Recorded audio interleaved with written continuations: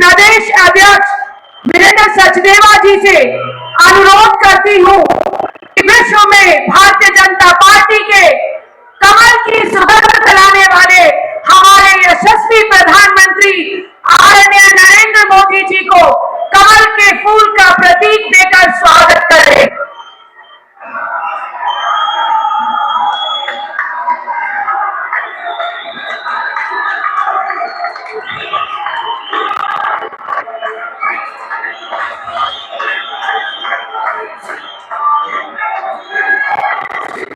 अब मैं इस द्वारका की पावन धरती पर पश्चिमी दिल्ली की प्रत्याशी श्रीमती कमलजीत शेरावत जी से, उत्तर पश्चिम दिल्ली के प्रत्याशी श्री योगेंद्र चंदोलिया जी से, दक्षिणी दिल्ली के प्रत्याशी श्री रामवीर बिधूड़ी जी से और नई दिल्ली के प्रत्याशी हमारी बहन सुश्री बासी स्वराज जी से अनुरोध करूंगी कि वे आए और आदरणीय प्रधानमंत्री जी का वस्त्र देकर स्वागत करें।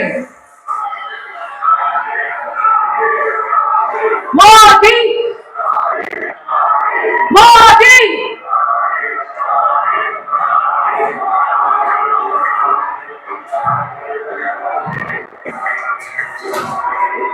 फिर एक बार, अब की बार देश के यशस्वी प्रधानमंत्री जी ने नारी शक्ति बिल लाकर देश की महिलाओं का सम्मान बढ़ाया है। अब मैं भारतीय जनता पार्टी की महिला नेत्रियों, केंद्रीय मंत्री और नई दिल्ली लोकसभा की सांसद श्रीमती मीनाक्षी लेखी जी, महिला मोर्चा की राष्ट्रीय उपाध्यक्ष श्रीमती रेखा गुप्ता जी, राष्ट्रीय प्रवक्ता शाजिया इल्मी जी, पूर्व महापौर प्रिया कांगड़ा जी और एनडीएमसी की सदस्य श्रीमती विशाखा सैलानी जी से अनुरोध करूंगी कि आप सभी दिल्ली की मातृ शक्ति सम्मिलित रूप में आकर देश के आदरणीय प्रधानमंत्री जन जन की आवाज श्री नरेंद्र मोदी जी का स्वागत, जहां नित्य विहार करते हैं ऐसे पवित्र पावन स्थली काशी, जिस काशी को प्रधानमंत्री जी ने दिव्य और भव्य बनाया, उस काशी की पेंटिंग देकर उनका अभिनंदन स्वागत करें। जन जन की सेवा में समर्पित आदरणीय प्रधानमंत्री जी की प्रेरणा से सीधे जन जन को लाभान्वित करने वाली विभिन्न योजनाओं के लाभार्थी भी उनका अभिवादन करने के लिए आतुर हैं। मैं पीएम उदय योजना की लाभार्थी बुद्ध विहार की निवासी श्री बलबीर सिंह और उनकी धर्म पत्नी श्री नेमवती से निवेदन करूं कि आए और प्रधानमंत्री जी का धन्यवाद करें।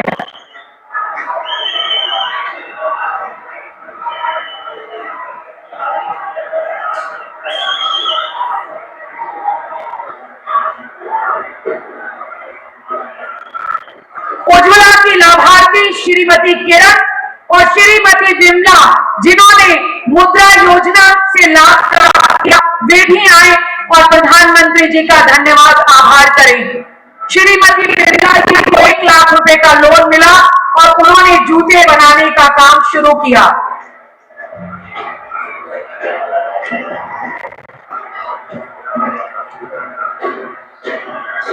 दिल्ली बिहार की आन-बान सड़क 360 गांव के खाप के प्रधान श्री सुरेंद्र सोलंकी जी, श्री गोवर्धन प्रधान जी एवं उनके साथ सतपाल तहमान जी के सुपुत्र 52 गांव के प्रधान श्री धारा सिंह जी से अनुरोध करूंगी वे आए और आदरणीय प्रधानमंत्री जी को हल देकर उनका अभिवादन करें और स्वागत करें।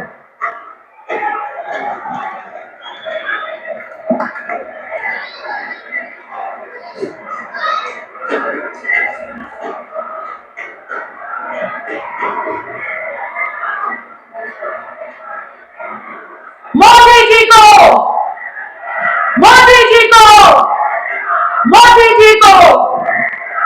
अब मैं दिल्ली हाईकोर्ट के रिटायर्ड जस्टिस सरदार आर एस सोनी जी से आग्रह करूंगी कि वे आए। आप गुरु गोविंद सिंह जी के ताया जी श्री सूरजमल जी के वंशज हैं। आज भी आपकी हवेली गुरु तेग बहादुर जी की जमीन आनंदपुर साहब में स्थित है।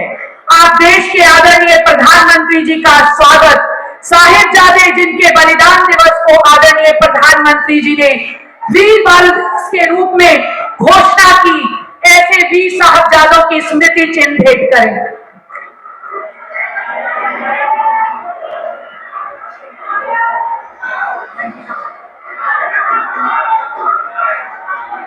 अब की बार फिर एक बार अब मैं एक साधारण कार्यकर्ता से लेकर दिल्ली प्रदेश के अध्यक्ष पद कुशलतापूर्वक दायित्व निर्वहन करने वाले हम सब के अनुकरणीय माननीय श्री वीरेंद्र सचदेवा जी से आग्रह करती हूं कि वे आए और इस विशाल जनसभा को संबोधित करें।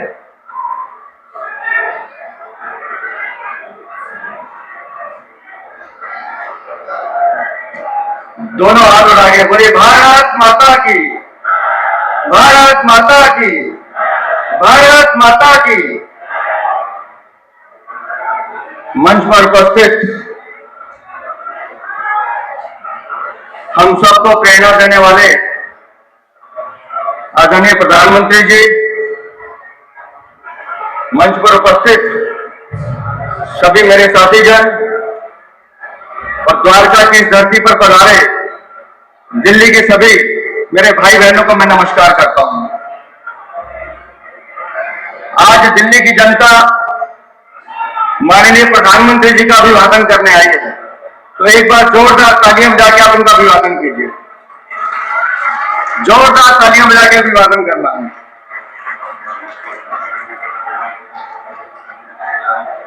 आज की ये रैली चुनावों से 3 दिन पहले की रैली है और दिल्ली और देश के भविष्य का निर्माण इन चुनावों ने तय करना है। इन चुनावों ने तय करना है कि आने वाला हिंदुस्तान कैसा होगा। इन चुनावों ने तय करना है और हम सब ने मिलकर तय करना है कि हम तीसरी बार प्रधानमंत्री श्रीमान नरेंद्र मोदी को देखना, हम तीसरी बार प्रधानमंत्री श्री नरेंद्र मोदी को देखना, हम तीसरी बार प्रधानमंत्री श्री नरेंद्र मोदी को देखना। दोस्तों, हम सब ने पिछले 10 वर्षों में इस हिंदुस्तान को बदलते हुए देखा है। भारत को स्वर्णिम भारत बनते उस दिशा में जाते हुए आज हम देख रहे हैं और पूरे देश में अगर किसी एक बात की गारंटी है तो वो गारंटी है, तो वो गारंटी है, तो वो गारंटी है विगत 10 वर्षों में माननीय प्रधानमंत्री जी के नेतृत्व में देश ने आकाश की ऊंचाइयों को छुआ है। हमने धारा 370 हटते हुए देखा है।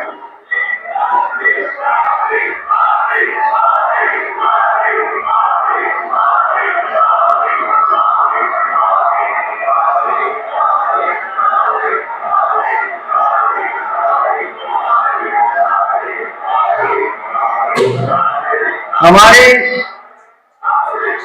पीढ़ियां थक गई वो दिन देखने के लिए कि जब धारा 370 हटेगी, और हम गौरवशाली हैं कि हमने अपने जीवन काल में वो क्षण देखा।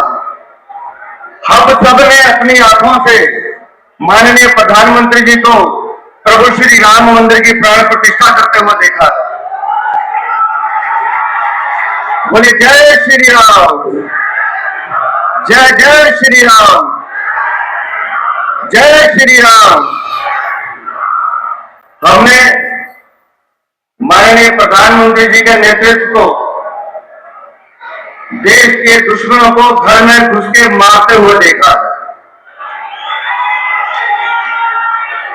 ये वो घटनाएं हैं जो हमारे जीवन काल की अमिट घटनाएं हैं, जो हम अपने जीवन में कभी भूल नहीं सकते और ये इतिहास भी इन सब घटनाओं को स्वर्णिम अक्षरों में याद रखेगा।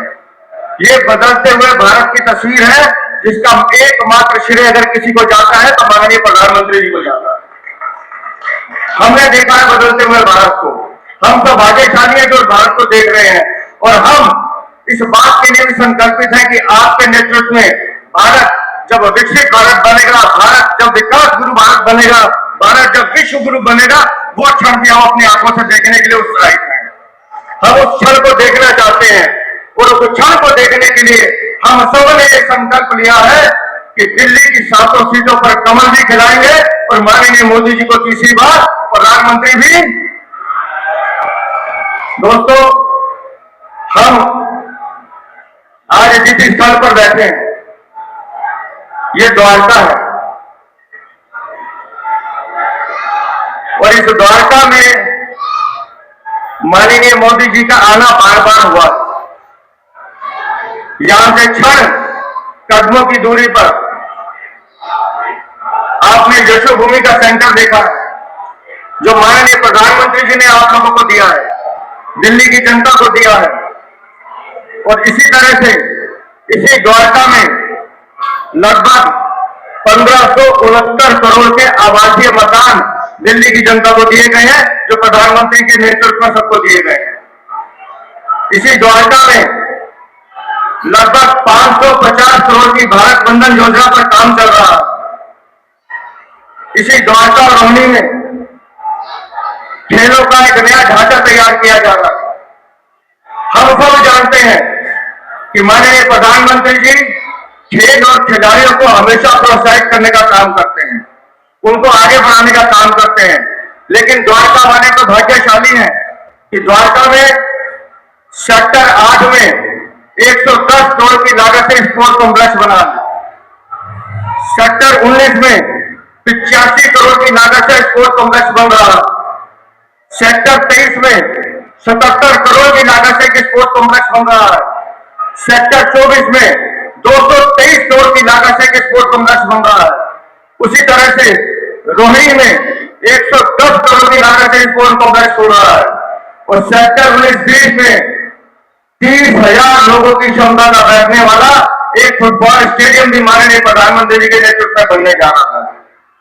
ये सब माननीय प्रधानमंत्री जी का नेतृत्व है, जो एकमात्र दिल्ली के एक द्वारका क्षेत्र में उन्होंने स्पोर्ट्स की एक हब सिटी बनाने का प्रयास किया है, ताकि दिल्ली और देश के खिलाड़ियों को वो मूलभूत सुविधाएं मिले जो दिल्ली के लोग और देश की जनता जिसकी हकदार है। दोस्तों, हमने नारी शक्ति वंदन अधिनियम पास होते हुए देखा।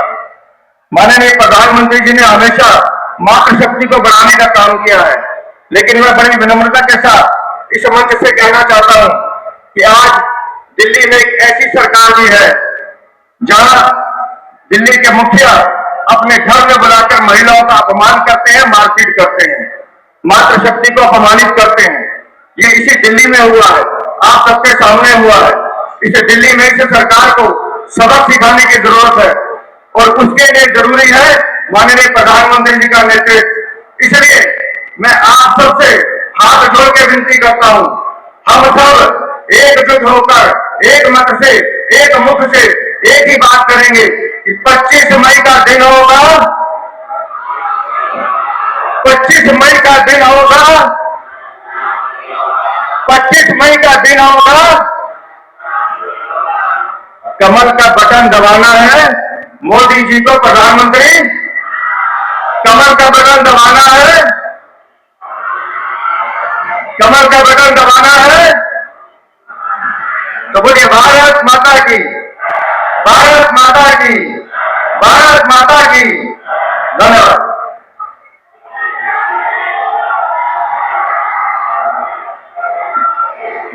मोदी जी को, मोदी जी को हमने वैश्विक नेता, जनप्रिय नेता, भारत के प्रत्येक जन जन के हृदय में जो विद्यमान रहते हैं, ऐसे सर्वकालीन लोकप्रिय नेता, यशस्वी प्रधानमंत्री आदरणीय श्री नरेंद्र मोदी जी से निवेदन करती हूं कि वे आए और दिल्ली की जनता को अपने ओजस्वी वचनों से कृतार्थ करें।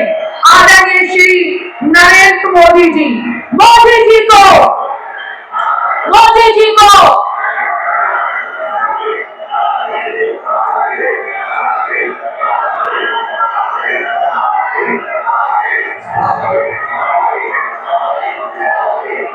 नमस्कार।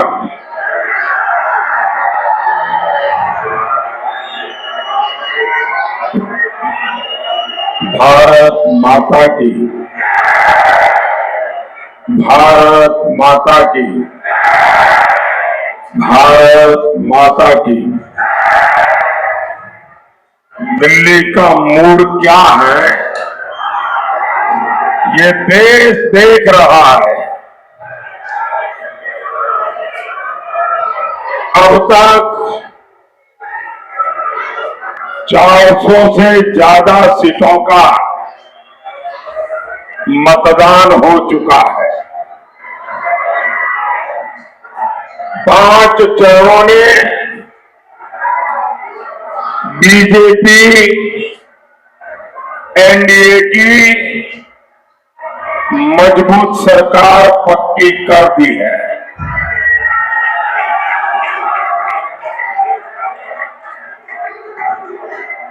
देश भी समझ रहा है कि इंडी वालों को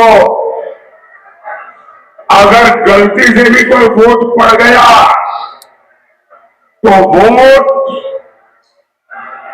देश के लिए किसी काम आने वाला नहीं है। जबकि बीजेपी को दिया हर वोट विकसित भारत का संकल्प मजबूत करेगा और इसलिए ये विशाल जनसागर भी एक स्वर से कह रहा है, फिर एक बार, फिर एक बार, फिर एक बार। भाइयों और बहनों, आजादी के बाद पहली बार भारत के लोगों ने स्पष्ट रूप से कांग्रेस मॉडल और भाजपा मॉडल का फर्क देखा है।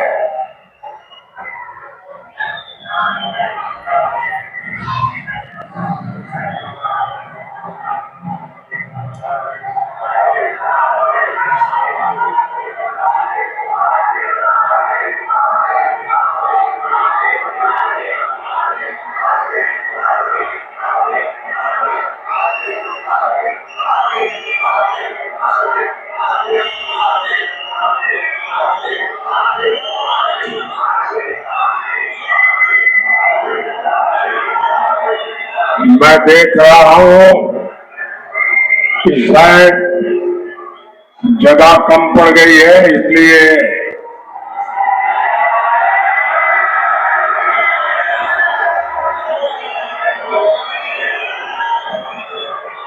मेरी आप सबसे एक प्रार्थना है कि हाथ में जो बोर्ड वगैरह लेकर के आए हैं, अगर नीचे रख देंगे तो पीछे वाले देख पाएंगे।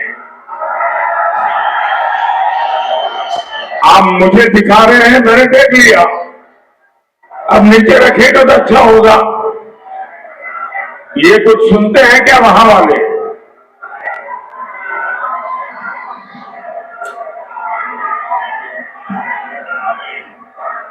अगर आप लोग इजाजत दें तो मैं बोलना शुरू करूं। मेरी आपसे प्रार्थना है, ये मैडम आप नीचे रख सकती हो, मैडम आप नीचे रख सकती हो उसको, मैं आपको कह रहा हूं।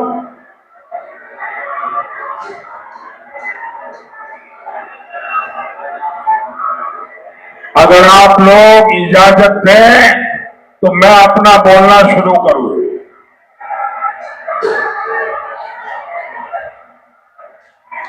इजाजत है? मुझे लगता नहीं है। अगर आपकी इजाजत है तो मैं बोलना शुरू करूं। आपका ये प्यार, आपका ये उत्साह मेरे सर आंखों पर लेकिन कम से कम मुझे तो बोलने तो दीजिए।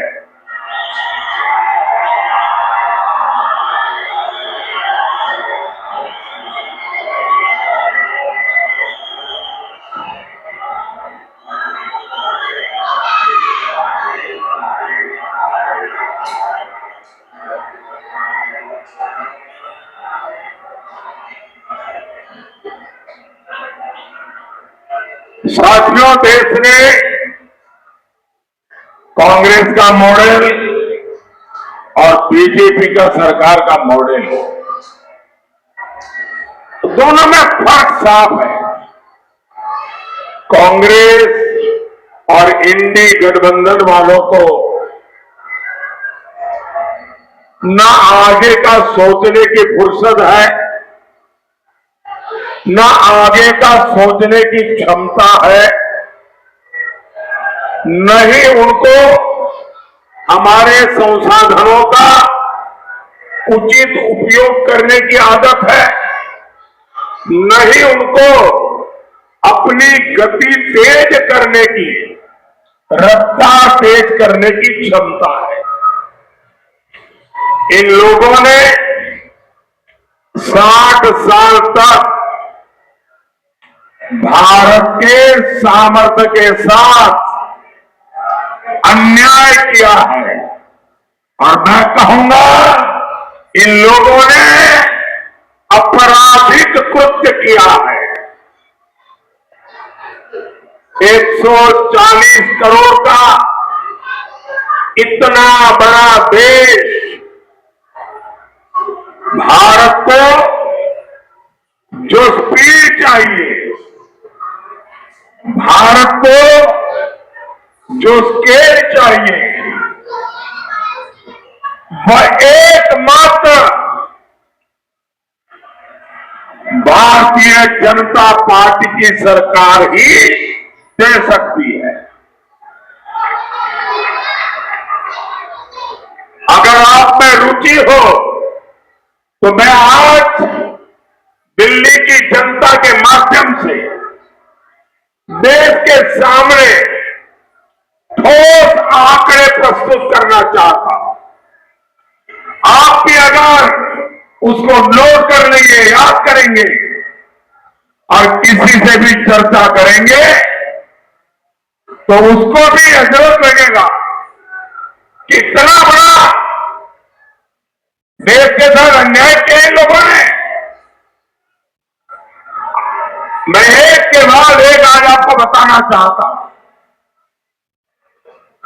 आप कल्पना कर सकते हैं, कांग्रेस हर दिन 12 किलोमीटर हाईवे बनवा पाती थी। मोदी सरकार हर रोज करीब 30 किलोमीटर हाईवे बनवा रही है। कांग्रेस 60 साल में ज्यादा से ज्यादा 70 एयरपोर्ट बनवा पाई थी। 60 साल में 70। मोदी ने 10 साल में 70 नए एयरपोर्ट बनाकर छोड़ दिया।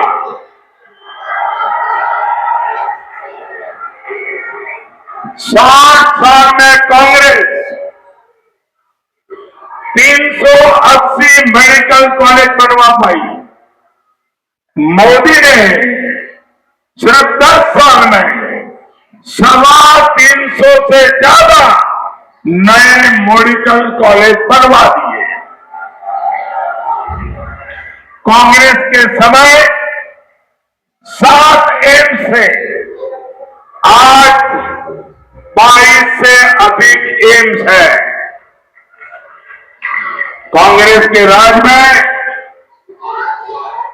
75% से ज्यादा लोगों के पास नल कनेक्शन नहीं था, यानी सिर्फ 25% घरों में नल से जल आता था।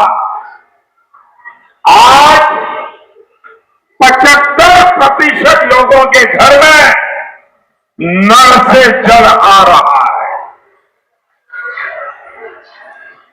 कांग्रेस ने 60 साल में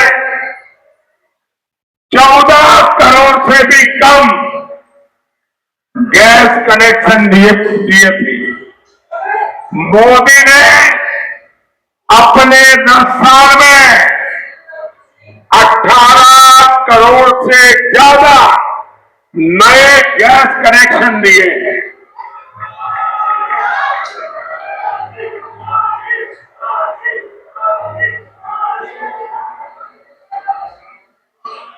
कांग्रेस के समय हम मोबाइल फोन इंपोर्ट करते थे, विदेशों से लाते थे।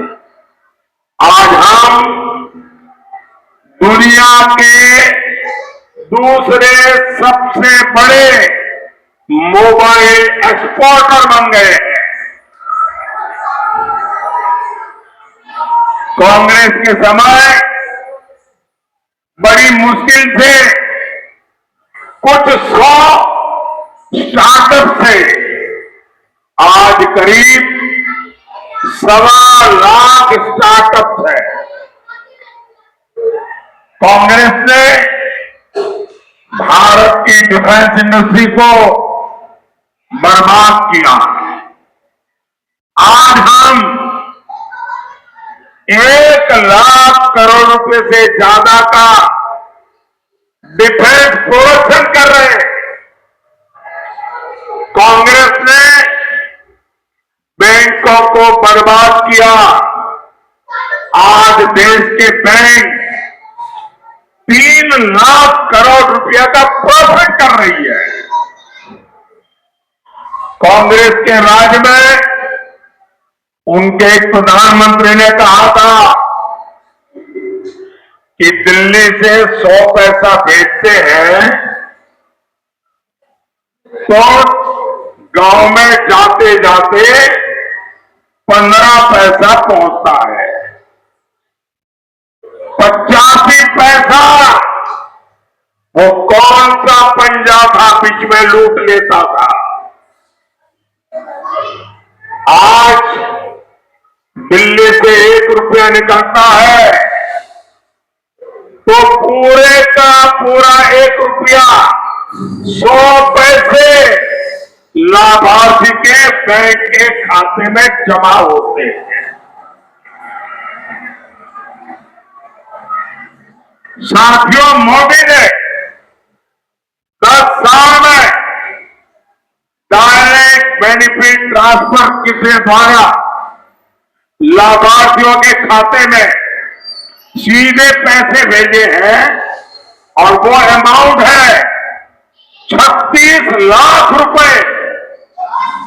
10 साल में हमने 36 लाख रुपए भेजे। अगर कांग्रेस के प्रधानमंत्री के कहने के हिसाब से मैं कहूं, अगर आज कांग्रेस सरकार होती तो जो 36 लाख करोड़ जनता के लिए भेजे गए, अगर कांग्रेस सरकार होती तो 31 लाख करोड़ बिचौलिए खा जाते। साथियों, देश की कार्य संस्कृति में ये बदलाव सबसे प्रमुख रूप से दिल्ली के लोगों ने देखा। कॉमनवेल्थ गेम्स को कौन भूल सकता है? कांग्रेस के पास भारत के सामर्थ्य को पूरे विश्व को दिखाने का मौका था, लेकिन कांग्रेस ने क्या किया? दिल्ली को इतना लूटा, एक बदनुमा दाग कॉमनवेल्थ खेलों पर लगा दिया। ये कांग्रेस का मॉडल था और आपने देखा है इसी दिल्ली में G20 सम्मेलन हुआ। पूरे विश्व ने भारत की जय जयकार की। आप मुझे बताइए साथियों, ये सब कैसे हुआ? आप मुझे बताइए सब कैसे हुआ? ये सब कैसे हुआ? ये सब कैसे हुआ?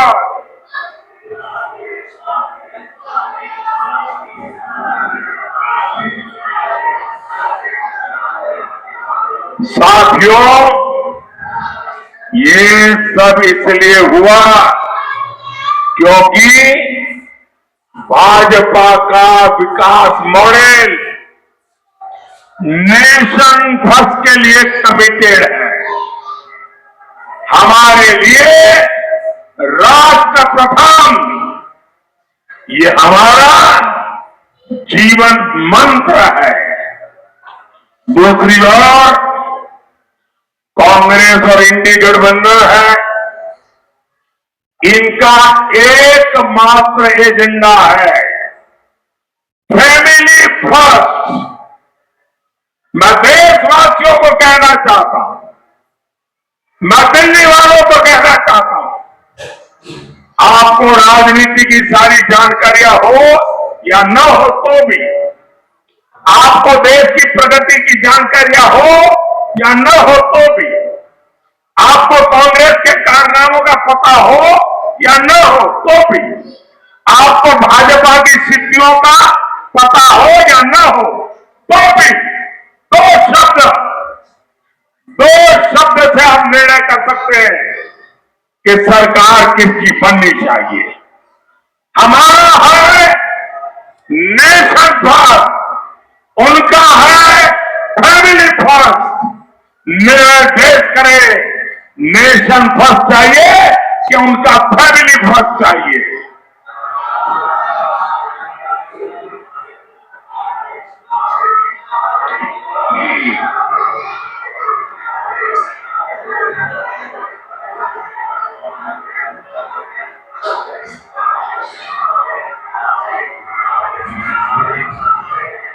ये इंडी गठबंधन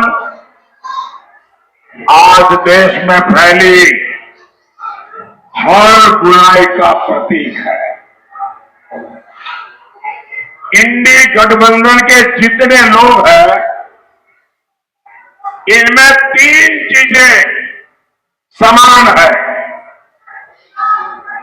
तीन चीजें इनकी रगों में है।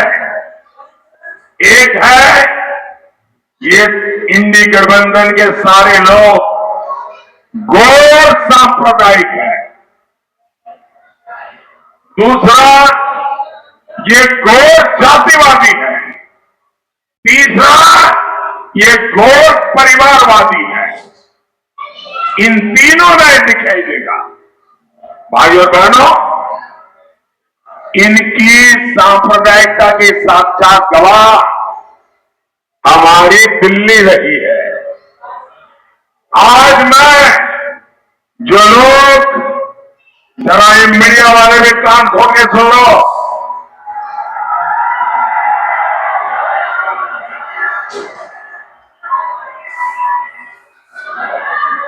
दिल्ली में जो लुटियन गैंग है, जो खान मार्केट गैंग है, उसने इन गौर सांप्रदायिक लोगों की रक्षा करने में अपनी जिंदगी खपा दी है।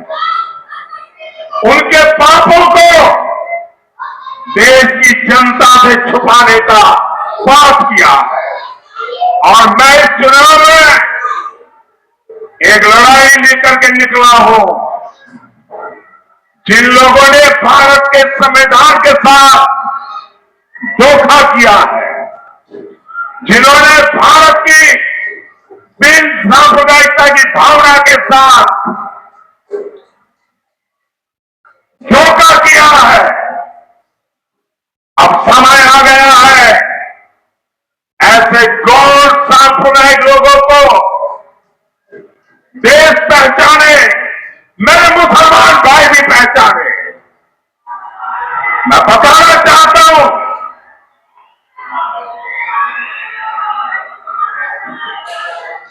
मैं जरा कांग्रेस के नेताओं को पूछना चाहता हूं, वो भाषण देते रहते हैं कि अगर पीएसयू का प्राइवेटाइजेशन होगा तो आरक्षण चला जाएगा। भाषण इतने करते हो, जरा आज मुझे जवाब दो। मैं दिल्ली की धरती से चुन चुन करके सवाल पूछना चाहता हूं।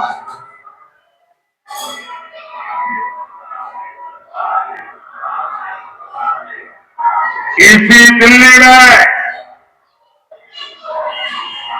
गले में जलते टायर डालकर मेरे सिख भाई बहनों को जिंदा जलाया गया था। ये गुनाह किसका था? ये गुनाह किसका था? आज कांग्रेस की छतरी के नीचे खड़ा हर दल सिख दंगे का गुनहगार है। ये मोदी है जो सिख दंगे के पीड़ितों को न्याय दिला रहा है। मोदी ने आते ही एसआईटी बनाई, जो आरोपी कांग्रेस नेता खुला गुम रहे थे उनको हमें सजा दिलवाई। भाइयों बहनों, इंडी गठबंधन के लिए अपने वोट बैंक से बढ़कर कुछ भी नहीं है। आज मैं देश के लोगों के सामने इनका एक और कच्चा चिट्ठा रख रहा हूं।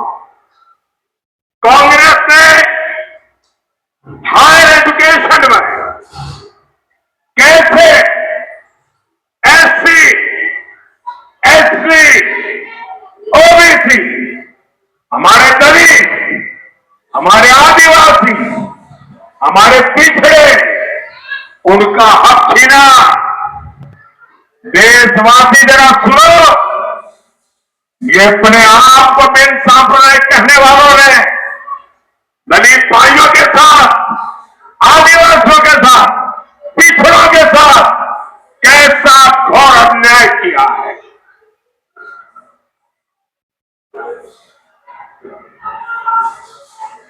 दिल्ली की प्रतिष्ठित जामिया मिलिया इस्माइलिया सेंट्रल यूनिवर्सिटी पूरा देश जानता है। 60 साल तक ये यूनिवर्सिटी बाकी यूनिवर्सिटियों की तरह एक सामान्य शिक्षा संस्थान के रूप में चल रही थी। इसमें भी दलितों, पिछड़ों, आदिवासियों को रिजर्वेशन मिला करता था। लेकिन 2014 के चुनाव जीतने के लिए मनमोहन सिंह की सरकार ने, कांग्रेस सरकार ने, ये इंडी गठबंधन वालों की जमात की सरकार थी, 2011 में कांग्रेस सरकार ने चुपचाप एक चाल चली। अचानक जामिया मिलिया यूनिवर्सिटी को माइनॉरिटी इंस्टीट्यूशन घोषित कर दिया। इससे जामिया मिलिया यूनिवर्सिटी में 50% आरक्षण मुसलमानों के लिए लागू हो गया। 2011 के पहले एडमिशन में सभी एससी, एसटी, ओबीसी को आरक्षण मिलता था। अब उसमें भी धर्म के आधार पर बंदिश लग गई है। मजे की बात यह है कि पहले अल्पसंख्यक शैक्षणिक संस्थान आयोग का अधिकार कॉलेज तक सीमित था, लेकिन कांग्रेस ने अचानक यूनिवर्सिटी को भी इसमें शामिल कर लिया। मैं जरा जो अपने आप को बहुत बड़े दलितों के मसीहा बना करके घूमते रहते हैं, आदिवासियों के मसीहा बता करके घूमते रहते हैं, पिछड़ों के मसीहा बना करके घूमते रहते हैं, मैं उनको पूछना चाहता हूं, ऐसी कौन सी आपकी मजबूरी है कि आपने दलितों का, आदिवासियों का, पिछड़ा का अधिकार छीन लिया गया, आरक्षण छीन लिया गया और चुप बैठे रहे? जवाब दीजिए देश को। अब आप बताइए,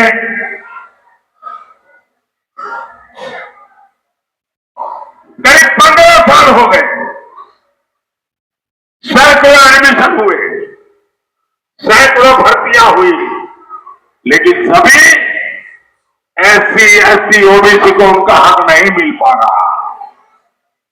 ये चीज है, ये लोग पूरे देश में लागू करना चाहते हैं, और इसलिए मैं दलित भाइयों को कहता हूं, ये आपके आंख में धूल चौंक रहे हैं।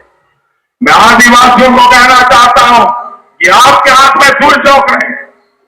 मैं पक्षीपन के हमारे OBC भाई बहनों को कहना चाहता हूं, ये आपके आंख में धूल चौंक रहे हैं। साथियों, कारण बता, ये लोग SC, ST, OBC का कोटा छीनकर मुसलमानों को दे चुके हैं। आज मैं नहीं जानता हूं हमारे मीडिया के लोग इस खबर को खबर मानते हैं कि नहीं मानते। आज ही कोलकाता हाईकोर्ट ने इस इंडी अलायंस को एक बहुत बड़ा तमाचा मारा है। कोर्ट ने 2010 के बाद से जारी सारे OBC सर्टिफिकेट कैंसिल कर दिया है। क्यों? इसलिए किया गया क्योंकि पश्चिम बंगाल की सरकार ने मुसलमानों का वोट बैंक के लिए अनाप शनाप मुसलमानों को OBC बनाने के सर्टिफिकेट दे दिए। ये वोट बैंक की राजनीति, ये तुष्टीकरण की राजनीति, ये तुष्टीकरण की शराब हर पार कर रही है। आज कोर्ट ने तमाचा मारा है। यही लोग कहते हैं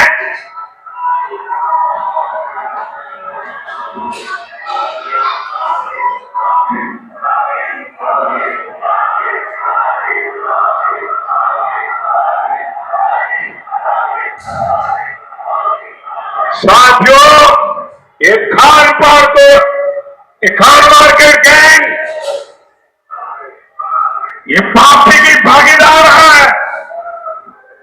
यही लोग कहते हैं कि देश के संसाधनों पर पहला हक मुसलमानों का है। ये लोग लगातार सरकारी जमीनें वक्फ बोर्ड को दे रहे हैं, बदले में वोट मांग रहे हैं। ये लोग देश के बजट का 15% माइनॉरिटी के लिए रिजर्व करना चाहते हैं। ये लोग बैंकों से मिलने वाले लोन वो भी धर्म के आधार पर देना चाहते हैं। ये धर्म के आधार पर सरकारी टेंडर देना चाहते हैं। ये धर्म के आधार पर स्पोर्ट्स में खिलाड़ियों की एंट्री करवाना चाहते हैं। ये वोट बैंक पॉलिटिक्स की पराकाष्ठा है। अपने वोट बैंक को खुश करने के लिए ये लोग CAA का विरोध कर रहे हैं। अपने इसी वोट बैंक को खुश करने के लिए इन्होंने देश भर में घुसपैठियों को बता दिया है। यही लोग हैं जो दिल्ली के पाटला हाउस एनकाउंटर पर आंसू बहाते हैं। यही लोग हैं जो 3 तलाक के खिलाफ कानून उसका विरोध करते हैं। तुष्टीकरण में एक से बढ़कर एक है।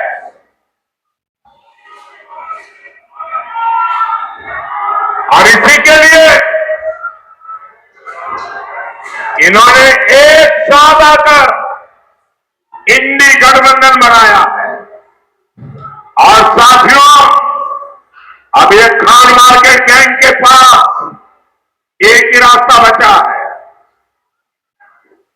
मोदी जितनी बार मुसलमान शब्द बोले उसको कह देना सांप्रदायिकता का भाषण कर रहा है। साथियों, मैं जब इनकी घोर सांप्रदायिक हरकतों को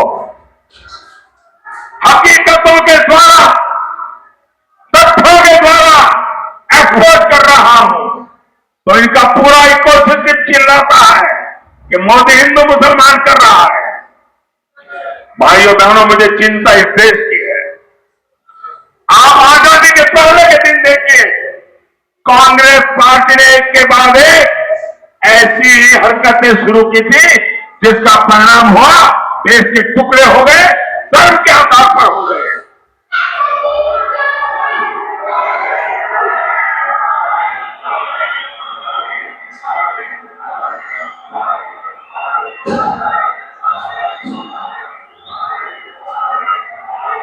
मैं हिंदू मुसलमान नहीं कर रहा। ये लोग सुबह शाम रात दिन मुसलमान मुसलमान, vote bank vote bank, vote जिहाद, यही उनका खेल चलता है। उनकी वोट बैंक पॉलिटिक्स को एक्सपोज कर रहा हूं। इन लोगों ने भारत की बिन सांप्रदाय की भावना की धज्जियां उड़ाई है। इन्होंने संविधान के पीठ में छुरा फूंका है। इन लोगों ने संविधान की मुखाग्नि पर प्रहार किया। जब एक क्षेत्रीय पार्टियों ने कांग्रेस का मुस्लिम वोट बैंक खा लिया, तब से कांग्रेस खुलकर और बड़े स्तर पर सांप्रदायिक साजिशें करने लगी है। कई बार लोग झूठ बोलते हुए भी शहजादे की जुबान पर सच्चाई तो आ ही जाती है। आज कांग्रेस के शहजादे ने एक बार सच स्वीकार कर लिया। शहजादे ने मान लिया है कि उनकी दादी, उनके पिताजी, उनकी माताजी के समय जो सिस्टम बना वो दलितों, पिछड़ों, आदिवासियों का घोर विरोधी रहा है।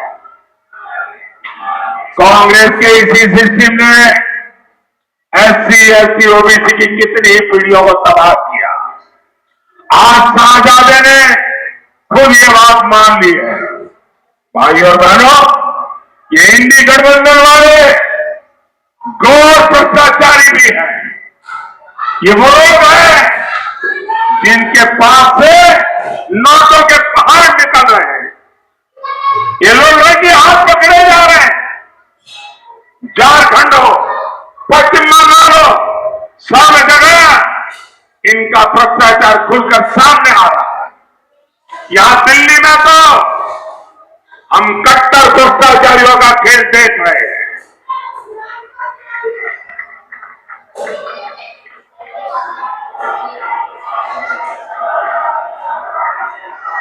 इन लोगों ने दिल्ली के लोगों को लूटने का कोई मौका नहीं छोड़ा। अदालतें भी इन कट्टर भ्रष्टाचारियों की लूट देखकर हैरान है। जो लोग राजनीति बदलने आए थे, आज वो लोग दिल्ली के साथ सबसे बड़ा विश्वासघात करके बैठे हैं। जो लोग अदालत के निर्णय को लेकर के नाच रहे थे, कल के अदालत के निर्णय को देखो, पता चल जाएगा इनका चरित्र क्या है। साथियों, ये इंडी वाले गरीब और मध्यम वर्ग की संपत्ति का एक्सरे करना चाहते हैं। इसलिए मैं भी दिल्ली से पूरे देश को एक गारंटी दे रहा हूं, मोदी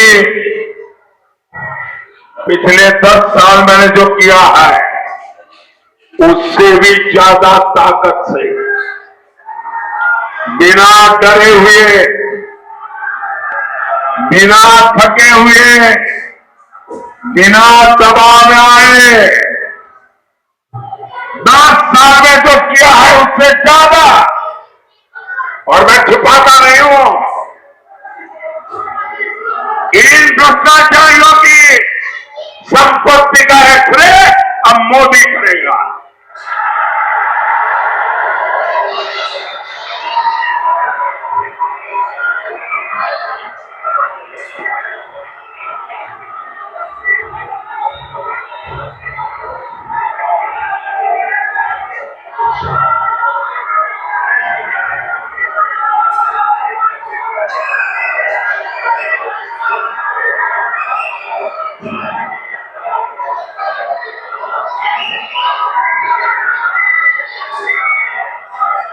शराब घोटाले की कमाई हो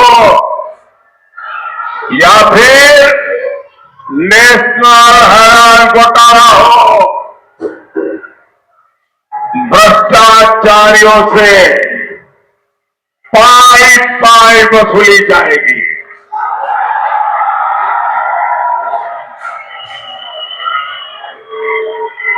जिसने लूटा है उसे लौटाना ही पड़ेगा।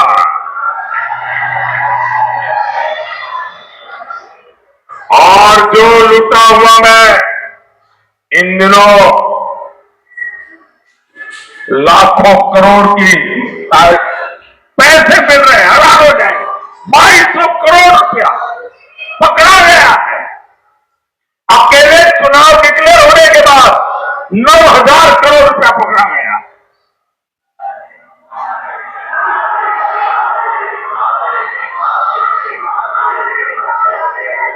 और मैं कानूनी सलाह ले रहा हूं कि ये जो पैसे हम जब्त कर रहे हैं वो किसी न किसी निर्दोष नागरिक के पैसे, किसी ने नौकरी के लिए पैसा दिया है, किसी ने नौकरी के लिए जमीन दिया हुआ है, किसी ने नौकरी के लिए अपना घर लिखवा दिया है।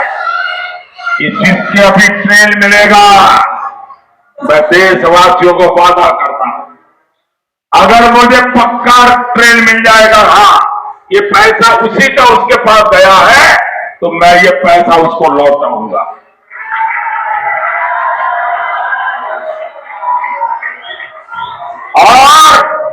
और ये जो लुटेरे है ना, उनका जिंदगी जेल में जाना तय है दोस्तों। ये मोदी की गारंटी है।